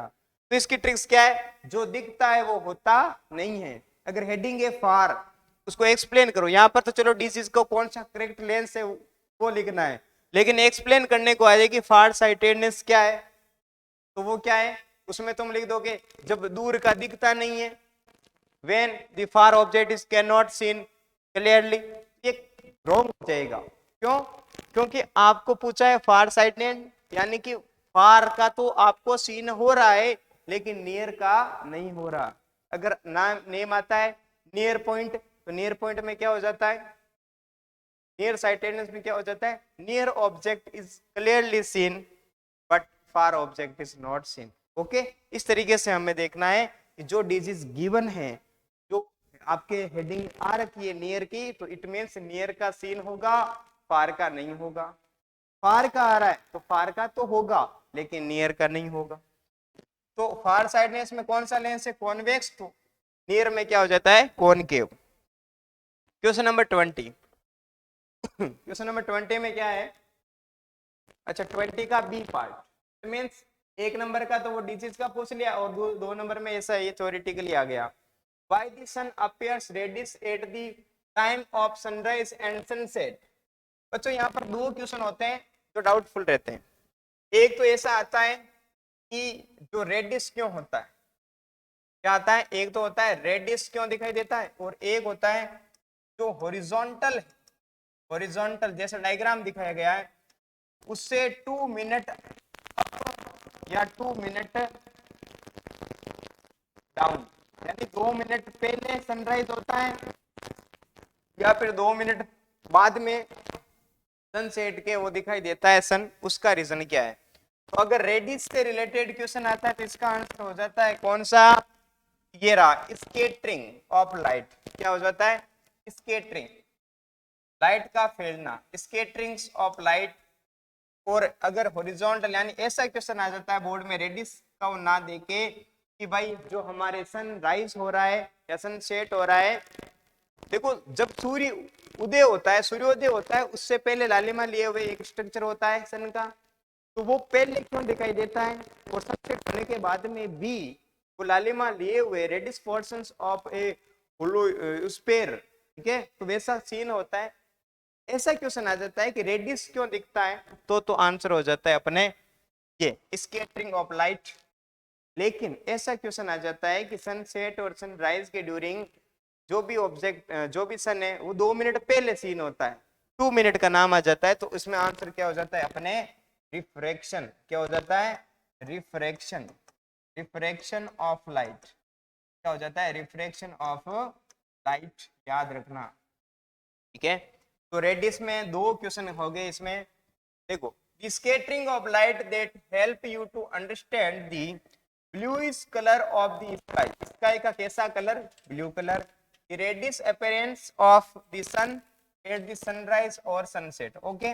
लेकिन ये हॉरिजॉन्टल जो मैंने लाइन बनाई थी इसमें ऑब्जर्व होता है, ठीक है, कि कुछ पहले या कुछ बाद में, यानी जो सन है वो उसकी कुछ, एक तो रियल पोजीशन होती है सन की, एक होती है अपैरेटस या फिर हम कह सकते हैं imagine, imaginary position of sunlight, वो 2 मिनट पहले तक बनता है।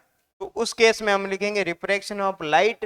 रेडिश क्यों होता है, तो स्कैटरिंग ऑफ लाइट। या फिर क्वेश्चन आ जाता है स्काई ब्लू क्यों होता है, ठीक है, तो उसका भी आंसर क्या हो जाता है, scattering of light. Next question number 21, write chemical formula of bleaching powder, give one usages of bleaching powder, okay.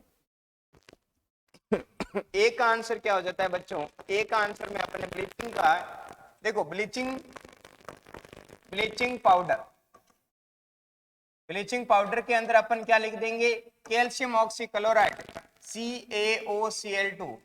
याद कैसे रखें, आपको पता है ना कैल्शियम क्लोराइड, आपको पता है कैल्शियम क्लोराइड क्या होती है, कैल्शियम क्लोराइड होती है सॉल्ट की impurities, the impurities of salt is 2, calcium chloride and magnesium chloride.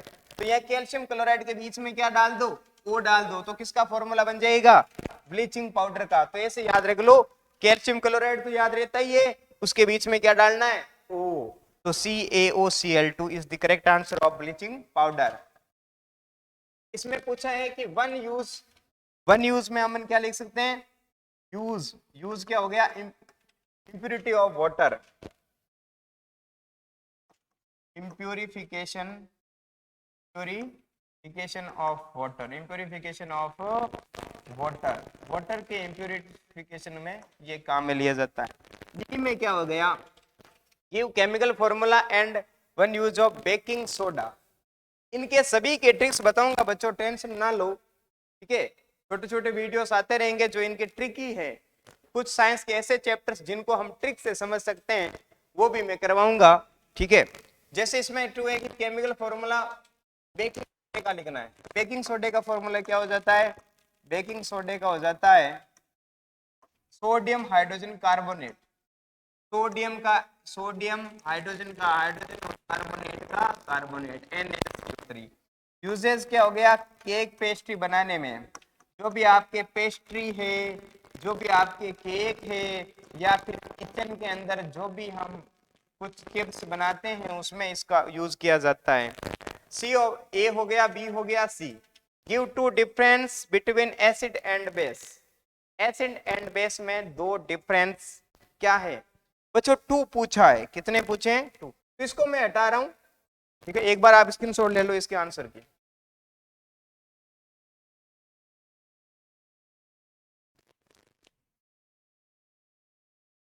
तो ठीक है बच्चों, स्क्रीनशॉट ले लिया होगा। इसको मैं क्लियर करके आपको सी पोर्शंस करवाता हूं।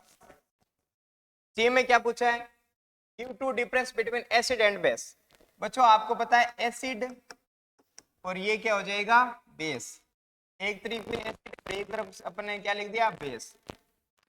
बेटा आपको एक याद रखना, लिटमस टेस्ट कैसे होता है? लिटमस टेस्ट देखो, इसके अंदर अपन नंबर भी डाल लेंगे, सीरियल नंबर। डिफरेंस में तभी अच्छा रहेगा 1 and 2। इसको हटा देते हैं यहाँ से। आपको 2 पूछा है ना, तो 3 की बात ही नहीं करेंगे, हम 2 ही लिखेंगे, ठीक है। ये तो सब 2 4 5 लिख सकते हो। एसिड क्या होता है? बेस। तो एक तो इसकी वैल्यू है the pH value of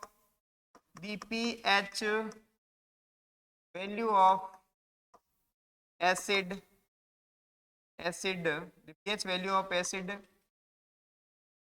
is less than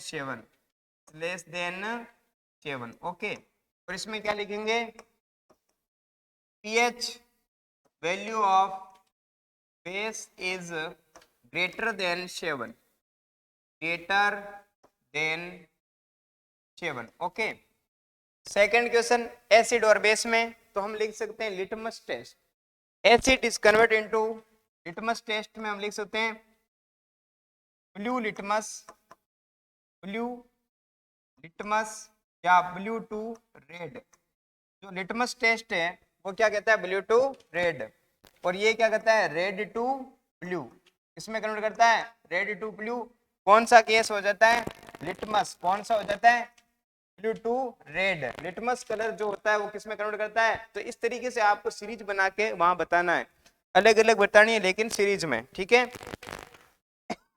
चलो, तो इस तरीके से एसिड एंड बेस में आपको डिफरेंस लिखना है। अगर 4 पूछे तो 4, 2 पूछे तो 2, ठीक है। इससे ज्यादा पूछेगा नहीं 4 से। हाँ, इसमें मैं कुछ फॉर्मूले, इंपॉर्टेंट फॉर्मूले की बात करूंगा बच्चों। इंपॉर्टेंट फॉर्मूले इसका पक्का बोर्ड में आएगा। जैसे पहले हम कहते हैं जिप्सम, इसकी बात करेंगे जिप्सम की। जिप्सम में CaSO4 2H2O। इसकी ट्रिक्स क्या है? जिप्सम से याद रखना, जिप के आगे कितने टायर? 2। इट मीन्स यहाँ पर क्या आ गया? 2। अपन को ट्रिक से समझना है, ठीक है। दूसरा अगर आ जाता है प्लास्टर ऑफ पेरिस, POP। तो POP, तो ये जो जिप थी, यानी जिप आगे जाके क्या हो गई? पंचर हो गई। कितना टायर पंचर हो गया? Half tyre. यही सेम फॉर्मूला CaSO4H2O, लेकिन डॉट के आगे क्या आएगा? हाफ आएगा, क्योंकि पंचर हो गया। कितना टायर? Half tyre. ट्रिक्स है, कुछ छोटे छोटे ट्रिक्स जो आपकी हेल्प करेंगे बोर्ड एग्जाम में। तीसरा एक होता है अपने ब्लीचिंग पाउडर, जैसा कि अपने पढ़ा था ब्लीचिंग पाउडर। और ब्लीचिंग पाउडर में क्या लिखा था आपने? Calcium oxychloride CaOCl2। इसका बता दिया मैंने। कैल्शियम क्लोराइड के बीच में क्या लगाना है? O। एक होता है किंग्स ऑफ एसिड। एक क्या होता है? Kings of acid. और इसका फॉर्मूला होता है H2SO4। क्या होता है बच्चों? H2SO4, याद रखना। एक फॉर्मूला होता है कास्टिक सोडा, होता है कास्टिक सोडा। और कास्टिक सोडा का फॉर्मूला होता है NaOH, सोडियम हाइड्रोक्साइड। क्या हो जाता है? Sodium hydroxide. कितने फॉर्मूला है? 6। एक होता है लाफिंग गैस, ये भी पूछा जा सकता है। इसका होता है नाइट्रस ऑक्साइड N2O। एक पूछा जा सकता है वॉशिंग सोडा, इसका फॉर्मूला होता है सोडियम कार्बोनेट Na2CO3 10H2। बच्चों यहाँ पर 10 आया है। देखो जिप्सम में क्या आया था? 2 आया था, याद रह जाएगा। जिप के आगे कितने टायर? 2। आगे जाके जिप का क्या हो गई? पंचर हो गई, यानी पीओपी में क्या आ गया, हाफ आएगा, क्योंकि कितने टायर पंचर, हाफ टायर।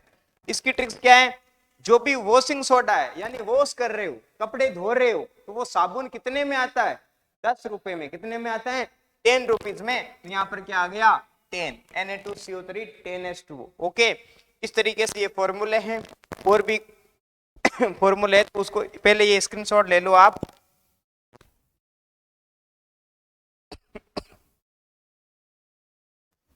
चलो, ये स्क्रीनशॉट आपने ले लिया होगा। तो इस तरीके से ये फॉर्मूले आते हैं बोर्ड में अपने, जैसा कि इसमें आया है कि देखो कम से कम यूज, और फॉर्मूला तो याद रखना ही रखना है, उसके कम से कम एटलीस्ट 2 यूज आपको याद होने चाहिए। ठीक है, वॉशिंग सोडा हो गया, पीओपी हो गए, जिप्सम हो गया, और क्या हो गया, किंग्स ऑफ एसिड हो गया। फॉर्मूला क्या है, H2SO4, इसको सल्फ्यूरिक एसिड कहते हैं। कास्टिक सोडे का फॉर्मूला क्या है, NaOH। सोल्ट का क्या है, सब जानते हो, NaCl। सोल्ट का क्या फॉर्मूला हो जाता है, NaCl, सोडियम क्लोराइड। ओके, तो ये कुछ ऐसे क्वेश्चंस हैं।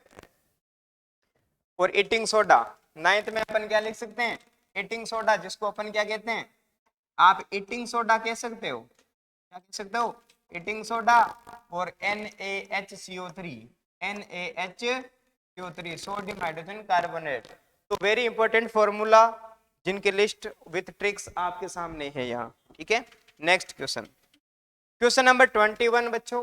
21 में क्या कह रहा है, आपको मैच करना है A2 गिवन, ABCD उधर है, उनका एसिड कौन सा ये बनाते हैं, इनका यूज करना। और ये कैसे क्वेश्चन है, 211 यानी 4 में है। तो बच्चों ये और वाला क्वेश्चन है। ठीक है, 21 का पहले देखो ये 21 था। एक तो है कि ये क्वेश्चन आए भाई चैप्टर, जिसका अच्छा है चैप्टर 2, यानी देखो ये भी कौन से चैप्टर से आ रखे हैं अपने, चैप्टर सेकंड, और ये भी चैप्टर सेकंड। तो चैप्टर सेकंड के कितने भाई देख, 4। तो छोटे छोटे जो सेक्शन डी आ गया, उसमें चैप्टर 2 का पार्ट बहुत बड़ा रोल है, वेरी इंपॉर्टेंट ऑफ चैप्टर 2 है ना। उसके बाद और में ये कौन सा, ये भी उसी टाइप का है। तो चैप्टर 2 से ये देखो वॉशिंग सोडा आ गया, और उसके कितने यूज पूछ लिए, 2। मैंने कहा ना एटलीस्ट 2 यूज कंपलसरी आपको याद होने चाहिए, कोई भी हो ये फॉर्मूला। इसमें देखो फॉलोइंग मैच करना है, जो तुम्हें आता है वो पहले करो। जैसे नेट लिस्टिंग से इसका मेथेनोइक एसिड हो जाता है, हम लिखते हैं ABCD। ए को मैच करना है बी को किससे, और सी को किससे, और डी को। सी में हो जाता है अपने नेट लिस्टिंग्स मेथेनोइक एसिड, क्या हो जाता है, मेथेनोइक एसिड, यानी सी में आ गया अपने 4th। क्या आ गया, 4th। ए में ऑरेंज, ऑरेंज में क्या हो जाता है, एस्कॉर्बिक एसिड, क्या हो जाता है, एस्कॉर्बिक एसिड, यानी ऑरेंज में हो गया 2nd। जैसे जैसे आ रहे हैं वैसे वैसे कुछ एलिमिनेट हो रहे, यानी ये 4th और 2nd एलिमिनेट हो गए। फिर टेमरिन, टेमरिन से क्या होता है, टार्ट्रिक एसिड, डी किसके साथ, 1 के साथ। तो डी में हमने क्या लिख दिया, 1। ओके, और ए में देखो 1 2 4, तो ये 3 हो जाएगा ऑटोमेटिक। ठीक है, ए के अंदर क्या हो जाएगा, अच्छा उल्टा लिख दिया क्या, बी के अंदर क्या है, आंवला, आंवले में क्या आ रहा है, ये यहां चेंज कर लो, बी के अंदर 1 मिनट 1 मिनट। देखो इसमें कंफ्यूजन ना रखनी, फर्स्ट में ऐसे मैच ही कर लो। देखो फर्स्ट क्या है, ऑरेंज, ऑरेंज में क्या हो जाएगा, 2nd। आंवला में क्या हो जाएगा, सिट्रिक, क्या हो जाएगा, सिट्रिक एसिड। नेट लिस्टिंग्स में क्या हो गया, मेथेनोइक एसिड। एमरेंट्स में क्या होएगा, ये देखो टी, और यहाँ पर क्या है, टी, ऐसे याद रख लेना। एमरेंट्स में टार्ट्रिक एसिड होता है, और ऑरेंज एस्कॉर्बिक एसिड, आंवला सिट्रिक एसिड। और आंवला में कौन सा विटामिन होता है, कौन सा विटामिन होता है, विटामिन सी। तो ये तो हो गया ए का, जो कितने मार्क्स का है बच्चों, 2 का। लेकिन आगे 1 1 का है अलग अलग। जैसे right chemical formula of washing soda, केवल इस फॉर्मूला लिखने का कितना, 1 मार्क्स। तो वॉशिंग सोडा का फॉर्मूला क्या होता है बताओ? अभी ट्रिक्स पढ़ी थी, वॉशिंग सोडा कपड़े धोने का साबुन, मान लो कितने रुपए में आता है, 10 रुपीज में। तो हमने कहा Na2CO3 10H2O। और बच्चों ये जो 10 है ना, इसको अपन कहते हैं, पूरा केमिकल नेम क्या होता है, सोडियम कार्बोनेट डेकाहाइड्रेट। ये क्या होता है, क्रिस्टल वाटर होते हैं। क्या होते हैं, क्रिस्टल वाटर। क्रिस्टल वाटर यानी कि कुछ वाटर का, देखो मैथ की डिजिट है ना आगे भाई, जैसे जिप्सम में 2 था, पीओपी में हाफ था, और इसमें क्या है 10। तो ये सारे के सारे जो H2O के साथ एड है ना, इनको अपन कहते हैं क्रिस्टल वाटर। फिर क्या है, यूजेज। यूजेज में अपन क्या लिख सकते हैं बच्चों, यूजेज बहुत सारे हैं इसके, जैसे सोप और डिटर्जेंट, जो भी सोप और डिटर्जेंट है उसको फॉर्मेशन में, और क्लॉथ इंडस्ट्री में भी इनका यूज होता है। ठीक है, किसमें, क्लॉथ इंडस्ट्री में। तो इस तरीके से ये जिनका यूज हो रहा है वो कम से कम 2 यूजेस आपको कंपलसरी आने चाहिए।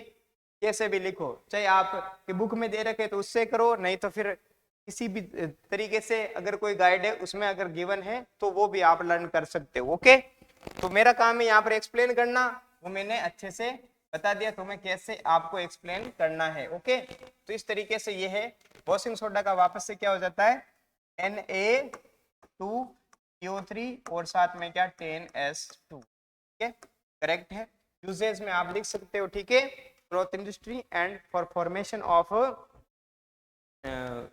सोप एंड डिटर्जेंट, जो भी आपके फॉर्मेशंस में आते हैं, जैसे कास्टिक सोडा होता है तो उसका भी यूज होता है सोप एंड डिटर्जेंट फॉर्मेशन में। ठीक है, तो क्लॉथ इंडस्ट्री में अपन इसको कह सकते हैं। फिर लेबोरेटरी रिएजेंट के रूप में भी हम काफी, जैसे सल्फ्यूरिक एसिड है उसका यूज किया जा सकता है, NaOH का यूज किया जा सकता है, जिनका कॉमन पॉइंट होता है। ओके, तो इस तरीके से आपको प्रिपेयर करना है uses. Okay, question number 22 section D का है। ये भी कितने मार्क्स का है बच्चों, 4 मार्क्स का। कितने का है, 4 का, 1, 2 एंड 1 का। तो जितनी थ्योरी तुम्हें बोली जाती है उतनी ही लिखनी है। जैसे यहाँ क्वेश्चन में है, define excretions in the human, draw a level diagrams of human excretory systems in human. Okay, देखो लेवल डायग्राम आपके सामने ये रहा, और थ्योरी कितनी लिखनी है, करेक्टेड। तो excretion is the process where all the metabolic wastes are removed from the body। हमारी बॉडी से जो भी impurities हैं, जो हमारे लिए हार्मफुल है, उनको बाहर निकालने के लिए एक सिस्टम होता है, उसको अपन क्या कहते हैं, एक्सक्रीशन सिस्टम। जैसे अपने यूरिन है, स्वेट है, तो इनको निकालने के लिए, अब जैसे अपने रोम्स होते हैं, हम smallest pores on the body, ठीक है, तो उसके अंदर से जो पसीना बाहर आता है तो वो भी क्या एक्सक्रीटरी सिस्टम्स का ही है। और यहाँ पर हम क्या कह सकते हैं कि एक अच्छा एग्जांपल बोल रहे हैं तो यूरिन आ जाता है, और इसमें क्या हो जाता है, देखो किडनी का भी रोल है, यूरिनरी ब्लेडर से, यूरेथ्रा है, तो इस तरीके से ये किडनी का क्या रोल होता है। तो एक छोटा सा एग्जाम्पल, ह्यूमन यूरिनरी सिस्टम्स, ये किसका एग्जाम्पल होता है, अपने एक्सक्रीटरी सिस्टम का। ठीक है, इस तरीके से आपको जवाब देना है। ये अभी है 22 का A part. B part next, explain dialysis mechanism in human. बच्चों डायलिसिस, देखो ये चैप्टर 6 है ना, कौन सा चैप्टर, 6 नहीं 7th में बी नहीं हो, देखो 6, 7th और 8th एंड 9, ये जो बायो के पोर्शन है उसमें से ये है हाईलाइट 1, 2 एंड 1 का। तो डायलिसिस वाला जो एक डू यू नो में चैप्टर के अपने दे रखा है, डू यू नो में तो उसके अकॉर्डिंग यहाँ पर क्या दे रखा है कि डायलिसिस का डायग्राम ना बना के आप उसकी मेन पॉइंट को हाईलाइट कीजिए।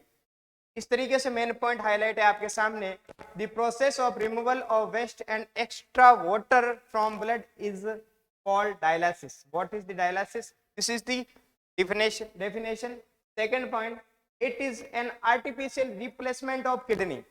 किसी पेशेंट किडनी फेल हो जाती है तो उसको कैसे हम डायलिसिस, देखो हॉस्पिटल में जाते हैं तो डायलिसिस प्रोसेस होती है, एक लैब अलग से बनी रहती है, वहां जो भी किडनी फेलियर होते हैं वहां जाते हैं और क्या करवाते हैं, डायलिसिस यानी कि फिल्टर करवाते हैं।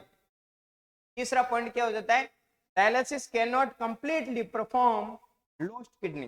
functions but to some extent manage its activities by mean of diffusion and ultra filtration. Okay, तो इनको प्योर जो किडनी होती है उतनी एफिशिएंट तो नहीं है, लेकिन फिर भी पेशेंट को क्या मिल जाता है, रिलैक्स मिल जाता है आफ्टर डायलिसिस। ओके, तो ये कुछ सैलेंट पॉइंट्स है जो आपके सामने स्क्रीनशॉट ले सकते हैं आप।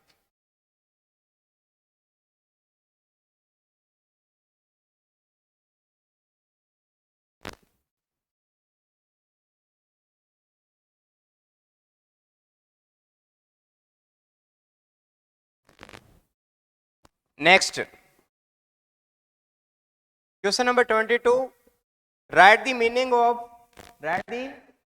Of digestion in human. Digestion का मीन बताना है और ये कितने मार्क्स का है, 1 का। The organs they take in food and liquid and break down into the substance that body can use for energy। बच्चों, जो भी हम खाना खा रहे हैं उसका डाइजेशन होने के बाद जो एनर्जी है वो हमारी बॉडी को मिल रही है, वो हमारे जो भी लिक्विड्स हमने लिए, जो भी न्यूट्रिशन आपने लिए, उनसे जो एनर्जी आफ्टर द डाइजेशन होगा, तो डाइजेशन के बाद जो भी प्रोसेस होती है तो वो एक क्या है, डाइजेशन है।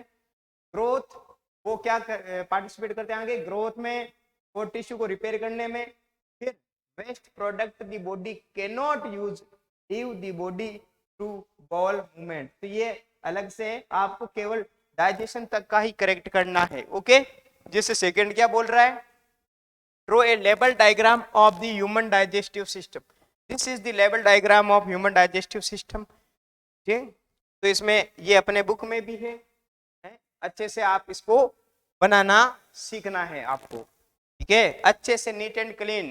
बायोलॉजी में मार्किंग कैसे मिलती है, आपका डायग्राम परफेक्ट होना चाहिए। थोड़ी लिमिटेड रख सकते हो, लेकिन डायग्राम अगर अच्छा है तो टीचर खुश हो जाता है और डायग्राम के मार्क्स भी देता है अच्छे से। ठीक है, तो बायो का ये रोल होता है इंपॉर्टेंट। बच्चों, एक तुम्हें बता देते हैं कि ये जो क्वेश्चन नंबर 22 है, इसमें देखो ये और का क्वेश्चन है। इससे पहले बच्चों कौन सा था, तो देखो 22 ये बी है, ये ए। तो ए के अंदर देखो ये ठीक है, फिर यहां पर भी कोई केमिस्ट्री का नहीं है, यहां पर भी पूरा बायो है और यहां पर भी पूरा बायोलॉजी है।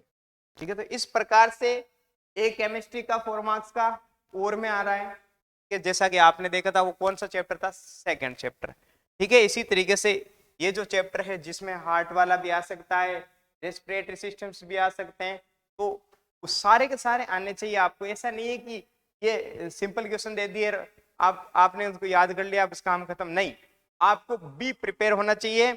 और ऐसे के ऐसे मॉडल पेपर यहाँ सॉल्यूशन में करवाऊंगा, एक में 10, कितने 10 सॉल्यूशन, तो सारा का सारा बोर्ड पैटर्न का होगा। उसमें जो भी जितने क्वेश्चन बनते हैं मैक्सिमम टू मैक्सिमम वो सारा आपका सॉल्यूशन यहाँ पर ऑनलाइन हो जाएगा। तो बच्चों, तुम्हारा भी टाइम खराब नहीं होगा और तुम्हें अच्छे मार्किंग के तकरीबन वो सारे के सारे जो नंबर है वो मिल जाएंगे।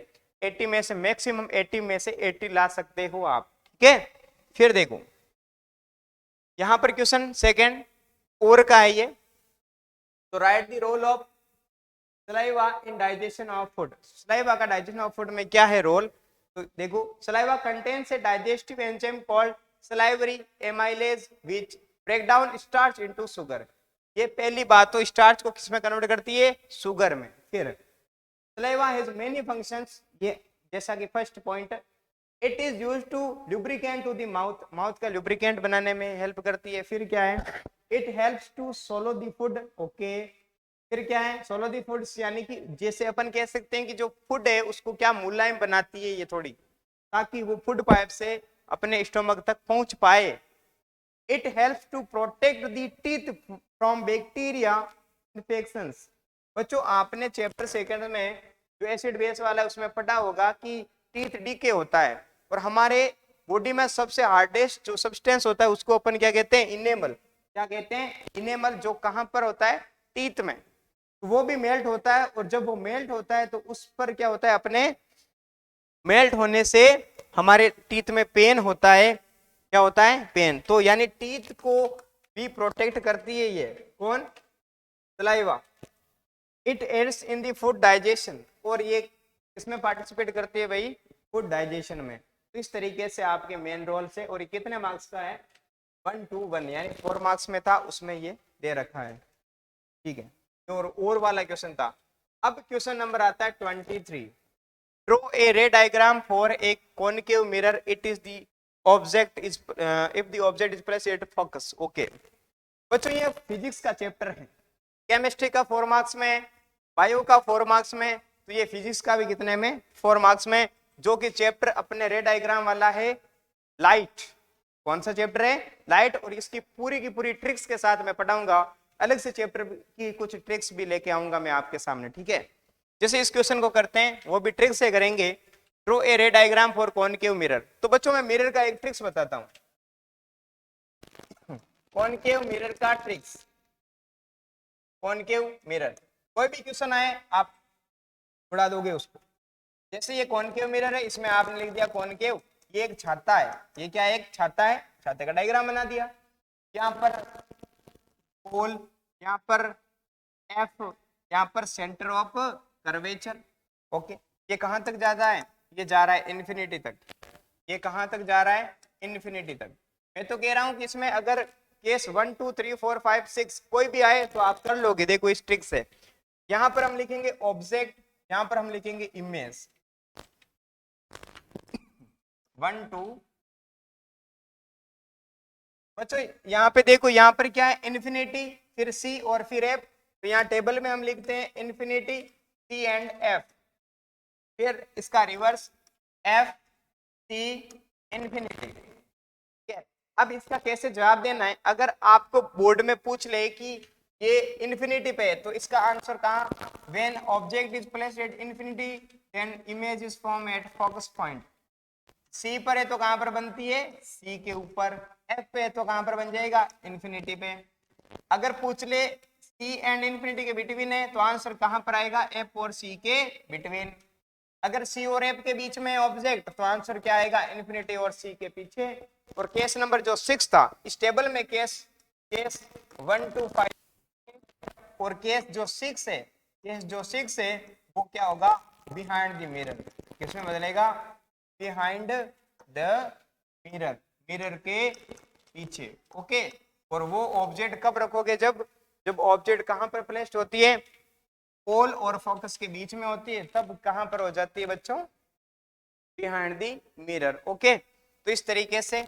लेकिन यहाँ पर आपसे पूछा है रे डायग्राम, और वो भी कॉनकेव मिरर का, और ऑब्जेक्ट कहां पर हो? एट फोकस पॉइंट पे। कहां पर है? फोकस पॉइंट पे। तो आपको इस टेबल से देखो फोकस पॉइंट पे है तो रिजल्ट कहां पर आएगा? इन्फिनिटी। कहां पर आएगा? इन्फिनिटी। अभी बनाते हैं, देखो अभी बनाते हैं। ठीक है, यहां तक रहने देते हैं। जैसे आपने फोकस पॉइंट पे है तो इसमें रे डायग्राम के रूल क्या है? What is the rule? आपको पता है कि first when the incident ray is parallel to main axis then after the reflection it is pass from focus point, it is pass from focus point। कहां से पास होती है? फोकस पॉइंट से। Again draw करते हैं, जैसा कि क्वेश्चंस में गिवन है ऑब्जेक्ट कहां पर प्लेस्ड है? फोकस पॉइंट पे। ये रहा अपना फोकस पॉइंट, यहाँ पर ए और B, name of object. First rule क्या है कि अगर मेन एक्सिस के पैरेलल है तो रिफ्लेक्शन के बाद किससे पास होगा? फोकस पॉइंट से। ओके, दूसरा रूल क्या है? अगर ये पोल पर आता है तो सिमेट्रिक हो जाता है, और होता है नहीं होता है, और ये आगे जाके कहां पर मिलेंगे? इन्फिनिटी पर।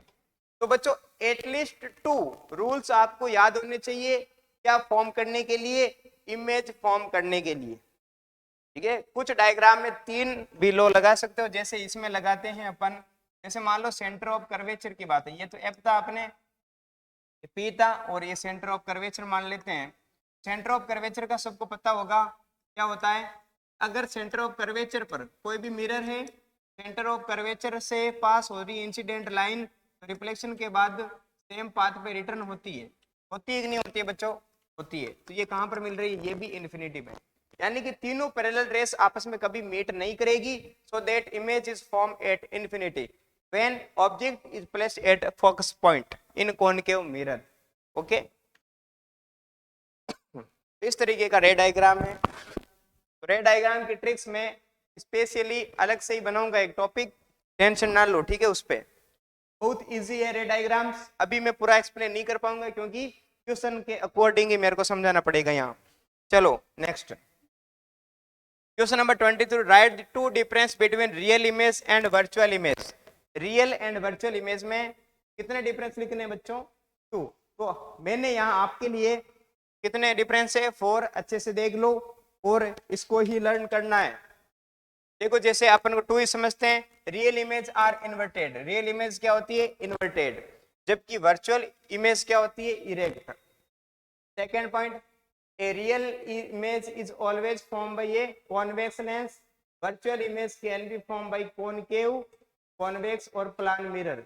तो मिरर के टाइप है कि आगे एक डिफरेंस आएगा आपके लेंस एंड मिरर में, लेकिन यहाँ पर जो डिफरेंस है वो पूछा गया है। ये इंपॉर्टेंट क्वेश्चन है बच्चों, ऐसे क्वेश्चंस हल्के में मत लेना, अच्छा क्वेश्चन है ये। Real image are form on the screen, real image screen के ऊपर बनती है, virtual image appear to on the lens और द मिरर इटसेल्फ, ठीक है। इस तरीके के आपसे कितने डिफरेंस पूछे गए? 2, ठीक है, तो ये याद करने हैं। नेक्स्ट क्वेश्चन 23, और ये जो अभी करवाया था ना ये और का है। देखो बच्चों वहां पर मिरर, मिरर के जो 6 केस है, रे डायग्राम के जो 6 डायग्राम है, 6 डायग्राम है रे डायग्राम में, तो वो है मिरर के, कौन के वाला मैक्सिमम पूछा जाता है एग्जाम में। लेकिन अगर आपको लेंस का आता है तो आप लेंस वाले भी कर सकते हैं। यहाँ पर देखो कॉन्वेक्स लेंस है और वापस वही कि ऑब्जेक्ट कहाँ पर है? इंफिनिटी पे। तो इसका भी ट्रिक्स होता है बच्चों, देखो आओ ट्रिक्स पहले देखते हैं। देखो बच्चों लेंस का अगर ट्रिक्स बनाना है तो कैसे होगा? ये अपने लेंस से यहाँ ऑप्टिकल सेंटर है, इधर होगा फोकस पॉइंट F1, इधर हो जाएगा 2F1 और इधर क्या होएगा? इन्फिनिटी। क्या हो जाएगा? इन्फिनिटी। इधर अगेन F2, फिर 2F2 और फिर क्या हो गया? इन्फिनिटी। तो इसकी ट्रिक टेबल्स क्या है कि आप लिखोगे ऑब्जेक्ट और फिर लिखोगे इमेज, ऑब्जेक्ट और क्या लिखोगे? इमेज। जैसा मिरर में किया था वैसा यहाँ करना है।